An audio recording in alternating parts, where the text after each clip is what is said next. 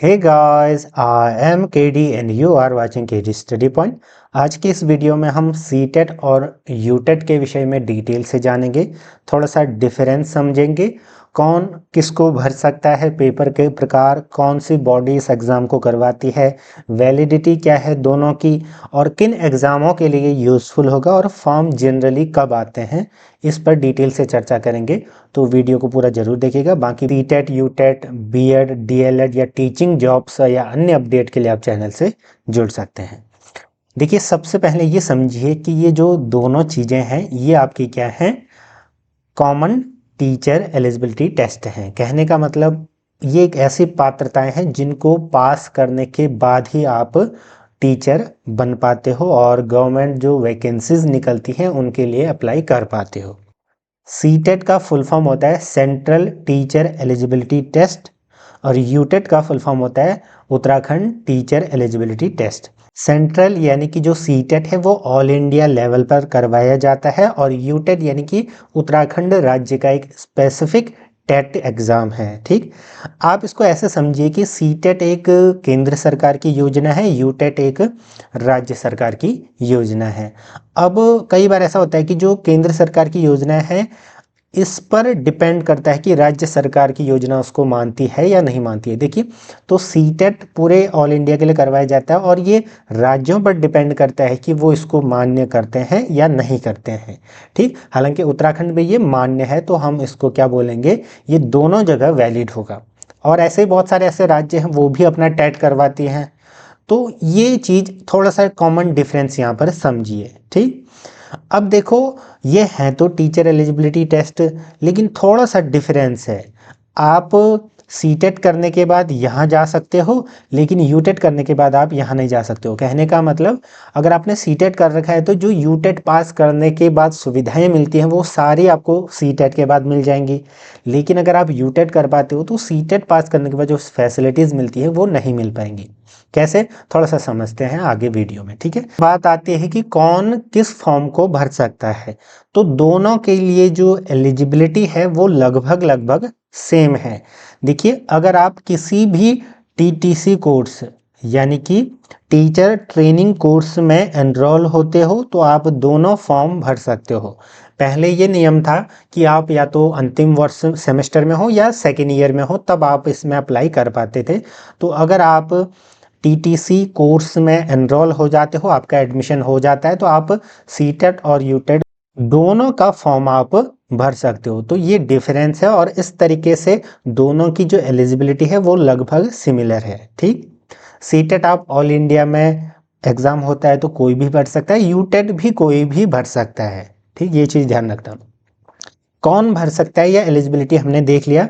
अब ये TTC course क्या होते हैं। टीटीसी कोर्स आपके जैसे बीएड, बीएलएड, डीएलएड, तो इस तरीके से जो भी टीचर ट्रेनिंग कोर्स ये अगर आप परस्यूइंग हैं तो आप इनके लिए अप्लाई कर सकते हो।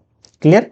अब नेक्स्ट पॉइंट है कि जो पेपर के प्रकार हैं वो क्या क्या होते हैं। देखो, सीटेट भी आपके दो पेपर करवाता है, पेपर 1 और पेपर 2। तो ये भी आपके दो पेपर करवाता है, पेपर 1 एंड पेपर 2। अब जो पेपर 1 है, ध्यान रखिएगा, जो ये पेपर 1 है ये किन के लिए वैलिड है, ये आपका है प्राइमरी के लिए।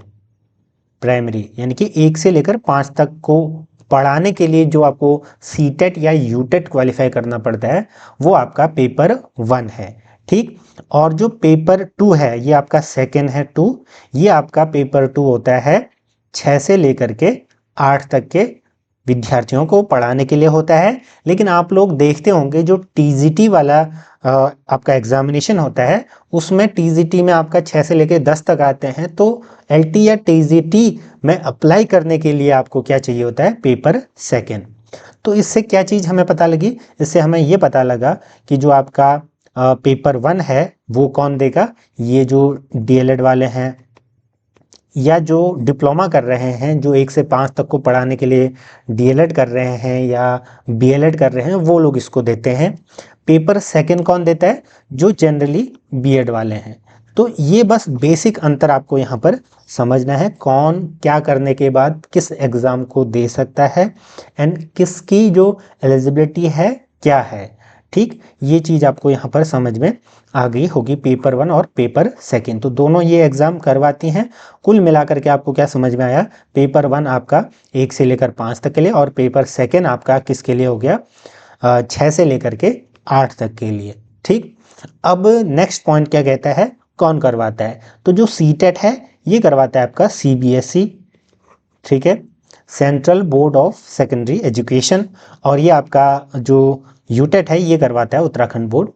तो ये दोनों एग्जाम इन बॉडीज के द्वारा करवाए जाते हैं।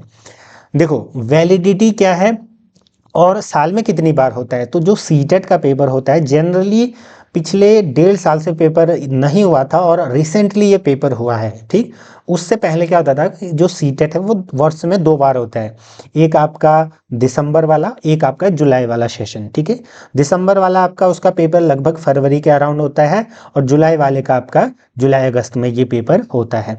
तो 2 बार ये होता है जनरली। अब आगे क्या क्या प्रोसेस होगी वो हम आगे बात करेंगे। ऐसे ही फिर उत्तराखंड जो स्टेट बोर्ड वाला करवाता है यूटेट, ये आपका साल में जनरली 1 बार होता है और जुलाई अगस्त के टाइम पे ये एग्ज़ाम होता है। ठीक, ये चीज़ हमें पता लगी। अब वैलिडिटी, मान लो आप सीटेट और यूटेट पास कर लेते हो तो ये जो कितने टाइम तक के लिए वैलिड है, तो पहले 7 वर्ष था, अब क्या है लाइफ टाइम। लाइफ टाइम यानी कि अगर आप दोनों में यही है, ठीक है, अगर आप एक बार इसको क्लियर कर लेते हो तो ये लाइफ टाइम वैलिड होगा। ठीक, एक बार पास करो और वैलिड हो जाएगा। लेकिन आप देखते हैं आजकल प्राइवेट में जॉब करने के लिए या अन्य चीज़ों के लिए रेज्यूमे को अच्छा बनाने के लिए लोग बार बार इसको देते हैं ताकि इम्प्रोवाइज कर सकें, अंक और अच्छे आ सके, इम्प्रूव कर सकें। ठीक, ये चीज़ आपको यहाँ पर ध्यान में रखनी है। अब देखो जो ये पेपर 1 और पेपर 2 पासिंग क्राइटेरिया क्या क्या होता है, तो सीटेट में आपको यूआर कैटेगरी के लिए मैं बता रहा हूँ, आपको 90 मार्क्स लाने होते हैं आउट ऑफ 150। ठीक, हालांकि इसके सिलेबस, पासिंग क्राइटेरिया, इन सभी पर हम एक डिटेल वीडियो सेपरेट बनाएंगे क्योंकि वो बहुत बड़ा टॉपिक है। लेकिन इसको थोड़ा सा समझिए, 90 आपको यूआर कैटेगरी को लाने पड़ते हैं। ऐसे यूटेट में भी होता है, यूटेट में आपके फिर जो उत्तराखंड में आरक्षण चलते हैं वो चलेंगे, सीटेट में आपके जो ऑल इंडिया लेवल पर आरक्षण चलते हैं वो यहाँ पर चलेंगे। ठीक, आरक्षण का मतलब थोड़ा सा जो अन्य आरक्षित कैटेगरी है उनको कुछ परसेंटेज कम जो है पासिंग के लिए होता है। ठीक, अब यूजफुल किन के लिए होता है वो देख लेते हैं। देखो अब अगर आपने सीटेट कर रखा है तो किस किस चीज़ के लिए यूजफुल होगा, सेंट्रल जो भी वैकेंसीज आते हैं, central teaching vacancy like NVS, KVS, EMRS, DSSS, इन सभी के लिए ये वैलिड होगा। साथ में जो राज्यों की वैकेंसीज आती हैं, यानी कि जो राज्यों की वैकेंसीज आती हैं, राज्यों में आपके जो भी एलटी वगैरह एग्जाम होते हैं उन सभी के लिए ये वैलिड होगा। ठीक, अब यूटेट क्या होगा, यूटेट सिर्फ राज्यों तक सीमित, यानी कि क्योंकि देखो हर राज्य अपना अपना यूटेट भी करवाता है। यूटेट मतलब अपने राज्य का टेट, मैं उत्तराखंड के रेफरेंस में बोल रहा हूँ तो तब इसको यूटेट बोल रहा हूँ। ठीक, तो इसी तरीके से हर राज्य अपना करवाता है, तो ये आपका सिर्फ राज्यों में वैलिड होगा, राज्यों में 10 तक के एलटी के लिए या प्राइमरी तक के लिए। ये चीज़ आपको यहाँ पर समझनी है। तो ओवरऑल आपको एक पिक्चर मिल गई कि सीटेट यूटेट क्या है, किस चीज़ को आप जो है प्रेफरेंस दे सकते हो। ठीक है, और कौन भर सकता है, पेपर के प्रकार कौन करवाता है, वैलिडिटी किन के लिए यूजफुल है, सारी चीज़ें हमने जान ली। ठीक, अब बात आती है कि हमें क्या करना चाहिए। तो टोटली यहाँ पर देख सकते हो, अगर आप सीटेट पास कर लेते हो तो यूटेट भरने की ज़रूरत नहीं होती है, और अगर दोनों पास कर लेते हो तो वेल एंड गुड है। तो ये चीज़ आपको यहाँ पर समझना है। अब कई ये जो नैरेटिव या एक तरीके से अपना एक्सपीरियंस के आधार पर लोग बोलते हैं कि कोई कहता है सीटेट आसान है, कोई कहता है यूटेट आसान है, तो ये पर्सन टू पर्सन वेरी करता है। मैं थोड़ा सा अपना एक्सपीरियंस बता देता हूँ। सीटेट कंपैरेटिवली आसान है, लेकिन यूटेट आपका फैक्चुअल ज़्यादा होता है। ठीक, सीटेट कंपैरेटिवली आसान इसलिए है क्योंकि यहाँ पर फैक्चुअल चीज़ें कम और जो कॉमन एक्सपीरियंशियल चीज़ें ज़्यादा पूछी जाती हैं, लेकिन ये पेपर लेंदी होता है सीटेट का। ठीक, यूटेट में आपको थोड़ा सा फैक्चुअल चीज़ें जाननी होती हैं, हालांकि मैंने बोला पर्सन टू पर्सन वेरी करता है, लेकिन पर्सनली मुझे तो यूटेट ईजी लगता है। क्यों?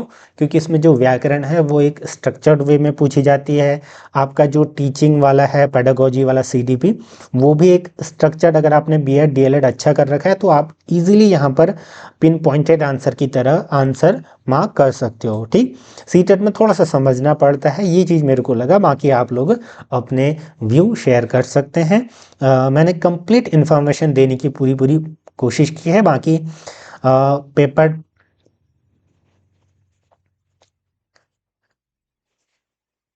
बाकी पेपर पैटर्न और पासिंग क्राइटेरिया मार्क्स के डिटेल वीडियो के लिए आप कमेंट में बताइएगा, हम उस पर वीडियो बनाएंगे। धन्यवाद।